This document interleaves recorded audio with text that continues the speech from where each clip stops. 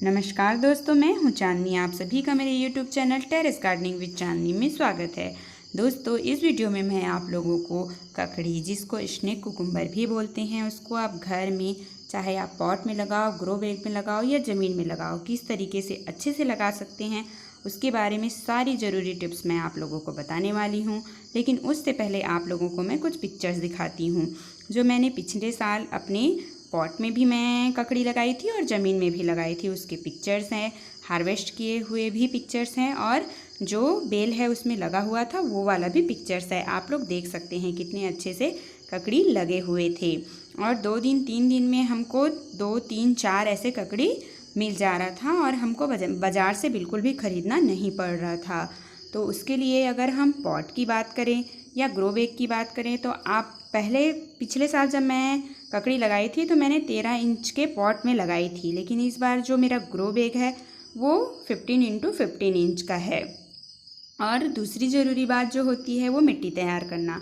मिट्टी हम किस तरीके से तैयार कर सकते हैं, और ककड़ी के जो पौधा होता है या बीज होता है, बीज नहीं, क्योंकि मैं पौधा तैयार कर ली हूँ तो मैं पौधा कैसे लगा सकते हैं ये आप लोग को बताती हूँ। ये वाला जो मेरा ग्रो बैग है इसमें इससे पहले मैं एक पत्ता गोभी लगाई थी। अब मैं उसको हार्वेस्ट कर चुकी हूँ और हार्वेस्ट करने के बाद इसको 3-4 दिन तक मैं धूप में रखी थी। इसके जो मिट्टी है वो अच्छे से सूख जाए करके। उसके बाद इसको अच्छे से मैं गुड़ाई कर लेती हूँ और गुड़ाई करने के बाद पूरा नीचे तक इसका जो मिट्टी है वो अच्छे से भुरभुरा हो जाए ऐसा बना लेते हैं। उसके लिए मैं वीडियो को थोड़ी देर के लिए पॉज करूँगी। आप लोग उसको ध्यान मत दीजिएगा, क्योंकि ऐसा होता है कि अगर कुछ काम करेंगे तो जो कैमरा होता है वो हिलता है और हिलने से वीडियो भी हिलने लगता है, तो फिर अच्छा नहीं लगता है। इसको देखिए, मैं गुड़ाई कर ली हूँ, बहुत अच्छे से अंदर तक गुड़ाई हो गया है।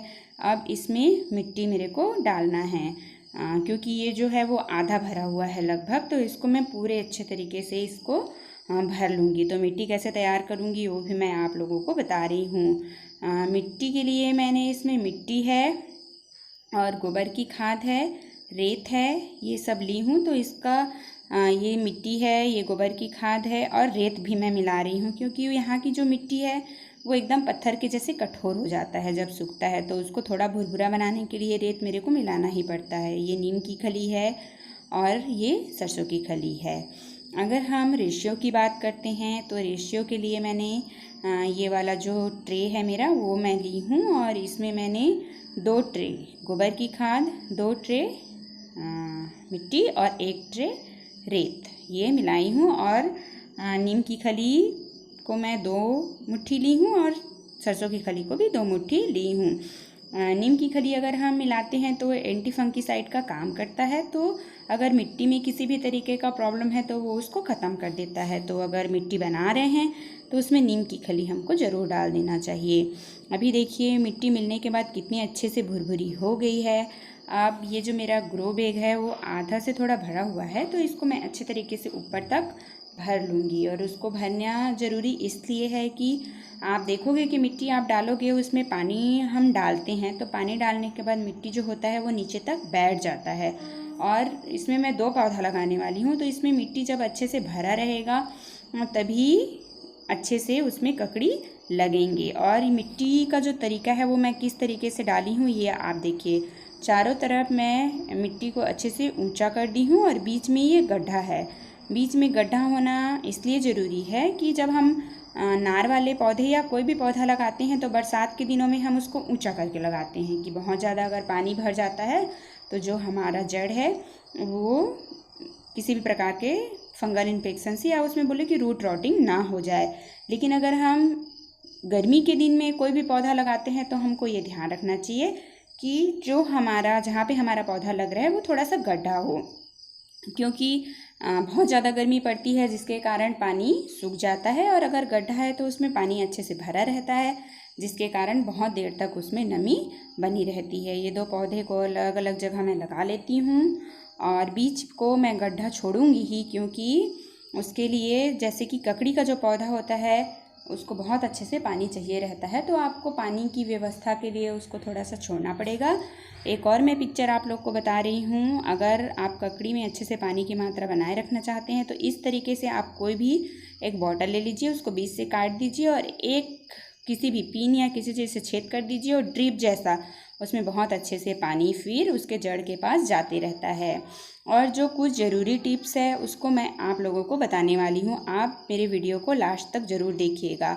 अगर 2 टिप्स आप लोग को मैं बताने वाली हूँ, 2 टिप्स को अगर आप पालन कर लेते हैं, अपने अप्लाई कर लेते हैं, तो आप एकदम अच्छे से, चाहे आप ज़मीन में लगाएंगे, पॉट में लगाएंगे या ग्रो बैग में लगाएंगे, आपके घर में बहुत अच्छे से ककड़ी ज़रूर लगेंगे। पहला बात है मल्चिंग। अभी गर्मी का मौसम आ रहा है, तो गर्मी मई जून में या अप्रैल में भी बोले इतनी ज़्यादा जो टेम्परेचर होता है वो बढ़ जाता है कि मिट्टी में आप कितना भी पानी डालो वो सूख जाता है। तो उसके लिए मैं कुछ उपाय कर रही हूँ। पहला है आप मल्चिंग कर दीजिए। मल्चिंग के लिए आप नारियल का कोई भी जो उसका बाहरी हिस्सा रहता है उसको आप अच्छे से अपनी मिट्टी को ढक दीजिए। और जैसे कि कोई भी अनाज रहता है, अनाज का भूसा रहता है जो जिसको पैरा बोलते हैं, उसको भी आप डाल सकते हैं, उससे भी अच्छे से मल्चिंग हो जाता है।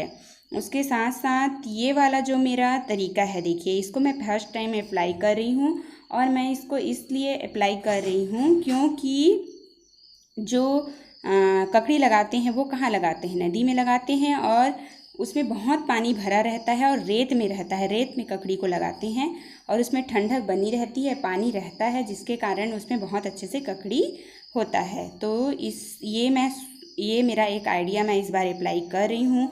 और आपको ध्यान रखना पड़ेगा, अगर आपकी जो ककड़ी की जो मिट्टी है जहाँ पे आप ककड़ी लगा रहे हो वो इतना गीला होना चाहिए कि आप छुओ, 24 घंटा आप उसको छुओ तो वो आपके हाथ में लग जाए, तब आपकी जो मिट्टी है वो परफेक्ट है ककड़ी के लिए।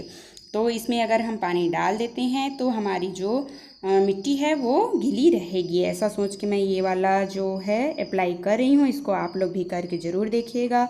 मेरा वीडियो आप लोगों को अच्छा लगा होगा, मेरे आइडियाज़ आपको अच्छे लगे होंगे, तो मेरे वीडियो को लाइक करिएगा। जो मेरे चैनल पे नए हैं वो मेरे चैनल को सब्सक्राइब कर लीजिएगा। Thank you so much. Bye bye.